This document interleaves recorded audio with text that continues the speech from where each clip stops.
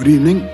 I call to order the Elk Grove Planning Commission regular meeting of Thursday, December 5, 2024 at 6 p.m. Let me start with the land acknowledgement. We honor, respect, and acknowledge Elk Grove's first inhabitants, the Plains Miwok, who lived as sovereign caretakers of this land and these waterways since time immemorial. We commemorate and advocate for their descendants, the Wilton Rancheria tribe, the only federally recognized tribe in Sacramento County, who endured because of the bravery, resiliency, and determination of their ancestors, tribal members, and leaders. Would all of you please turn off your electronic devices, cell phones, etc. And will the clerk please read the customary greeting? The Elk Grove, The Elk Grove Planning Commission welcomes, appreciates, and encourages participation in the meetings. The Commission reserves the right to reasonably limit the total time for public comment on any particular notice agenda item as it may deem necessary. If you wish to address the Commission during the meeting, please complete a speaker card and give it to the clerk prior to consideration of the agenda item. Thank you. Let's move on with the agenda. Will the clerk please call the roll? Planning Commission members Oscar O. Khan. Present. Sandra Poole. Present. Verinder Singh. Present.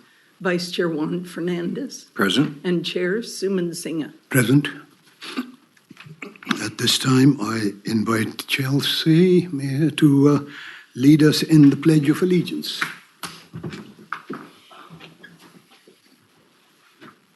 Salute, pledge. I pledge allegiance to the flag of the United States of America and to the republic for which it stands, one nation, under God, indivisible, with liberty and justice for all.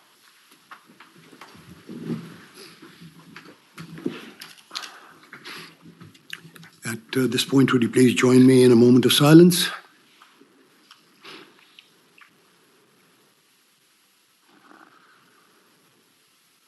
Thank you. With that, we'll move to agenda item number 2, approval of the agenda.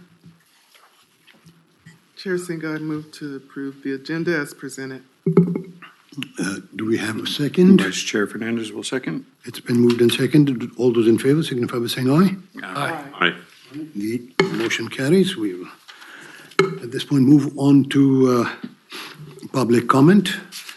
Members of the audience may comment on any item not on the agenda that is of interest to the public and within the jurisdiction of the Planning Commission. The Planning Commission cannot take action on non-agendized items raised under public comment until the matter has been specifically included on an agenda as an action item. At this point, I open the general public comment opportunity, and I note that there are no speakers signed up, so I will close the public comment opportunity, and we'll move right along. There are no consent calendar items, so let's move on to public hearing items. Will the clerk please call the first hearing item? Item 5.1 is Municipal Code General Plan Amendment, Flood Control Prevention. Good evening, Planning Commission. Sarah Kirch-Gessner, Planning.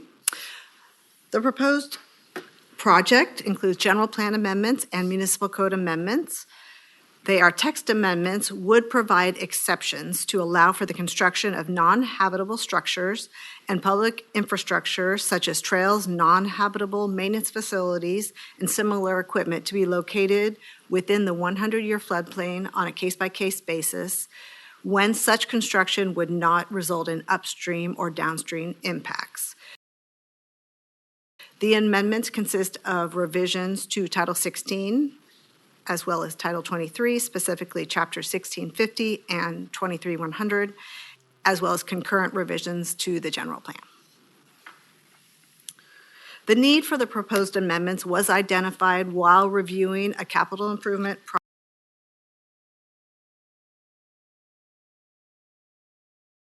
project. And as part of the hydraulic analysis, it was determined that the project wasn't able to meet the current regulations.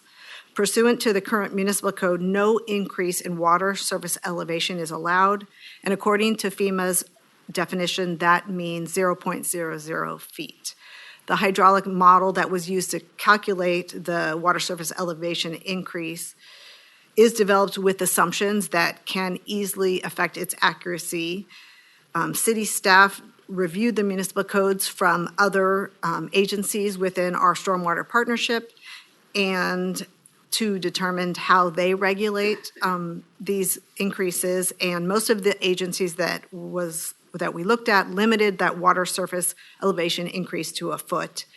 Given the level of accuracy of the modeling software, as well as the policies of these neighboring agencies, staff determined that the current adopted regulations were too restrictive. Additionally, during this review, staff also determined that there was a clerical issue in the general plan flood policies related to non-habitable structures that needed to be updated. The previously adopted amendments from 2014 were inadvertently left out of the 2019 general plan update, and these proposed amendments will reinstate the previously adopted policy and definitions. Here are the proposed amendments to the general plan. It would amend general plan policies ER 2-6 and ER 2-16 to allow the development of non-habitable structures and public infrastructure within the 100-year floodplain on a case-by-case basis. As I mentioned, such exceptions must result in no net increase to the water surface elevation adjacent to, downstream, and upstream of the development. The amendment to the general plan would also include a definition of habitable and non-habitable structures. For the general plan, for the municipal code amendments to Title 16 and 23, the proposal would amend Chapter 1650 to allow the floodplain administrator to permit the approval of bridges, trails, drainage, and non-habitable maintenance facilities with the determination that such improvements involve no more than 1/10 of a foot increase in the water surface elevation, as well as the waters being fully contained within open space or other approved undeveloped areas. The improvements must be within a floodplain easement or other protective instrument, and the physical and or economic use of upstream and downstream properties cannot be adversely affected. The amendment would also revise and add definitions of habitable and non-habitable structures to be internally consistent between the municipal code and the general plan. The review of the environmental analysis for the project, staff determined that no further environmental review is required under state CEQA guidelines 15183 and 15162. In February of 2019, an EIR was certified by the City Council as part of the Elk Grove General Plan update, and no potential new impacts related to the project have been identified that would necessitate further analysis beyond the impacts and issues already disclosed and analyzed in the General Plan EIR. Staff recommends that the Planning Commission adopt a resolution recommending that the City Council approve the project. This concludes my presentation. I'm available for any questions. Questions for staff? Yes, sir. Have we made any studies to see if the on-house could have any effect on these changes? The city has navigators as part of our housing department and division that are aware of where the unhoused population is located within the city and do provide resources to help with that unhoused population. Okay. The reason I ask is because in Camden on the trails, you see them either camping or hanging around every time you take a walk. So I don't know if that could be a problem. But Commissioner, if I could, the city recently adopted updates to our camping ordinance. We do not allow camping within waterways or other certain open space areas such as flood control facilities. It's a public health and safety issue, and so police would be called out for trespass instances in those cases, and individuals moved along, or connecting with our navigators offered, if they're eligible, access to the city shelter in certain instances. So people should not be in these facilities to begin with. thank you. I noticed in one of the docs, or one of the slides, it calls out a floodplain administrator. There isn't a dedicated role of a floodplain administrator in the city context, or is there a person whose responsibilities that falls under? It's more of just of a point of information question. I believe that's under the Public Works Department. Thank you.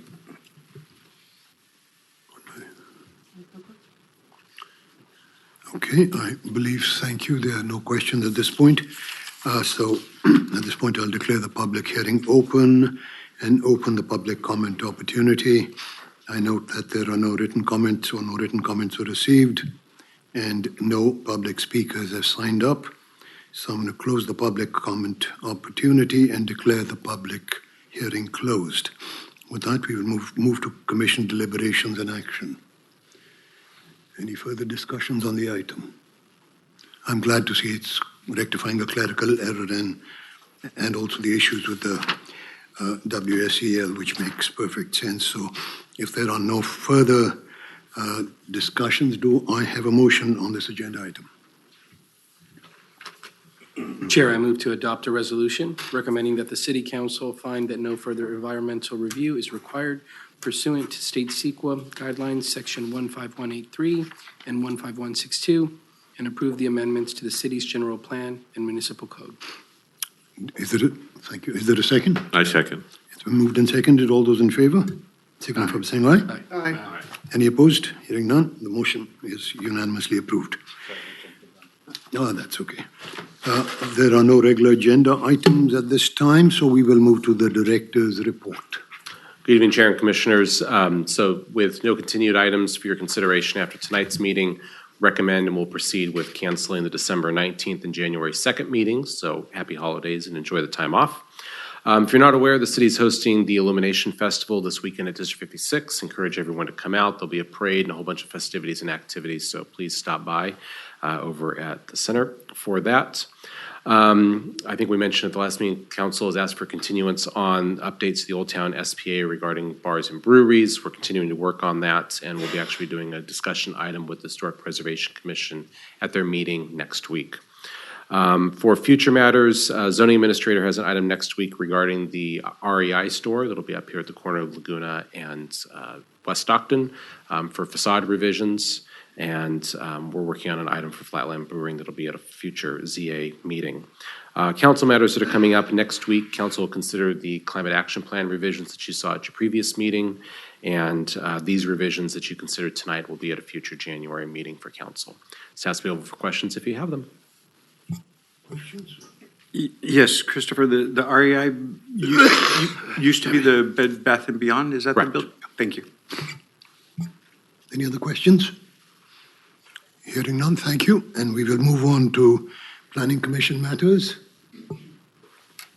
I have one. I received an email from California CEQA Conference, I think it was.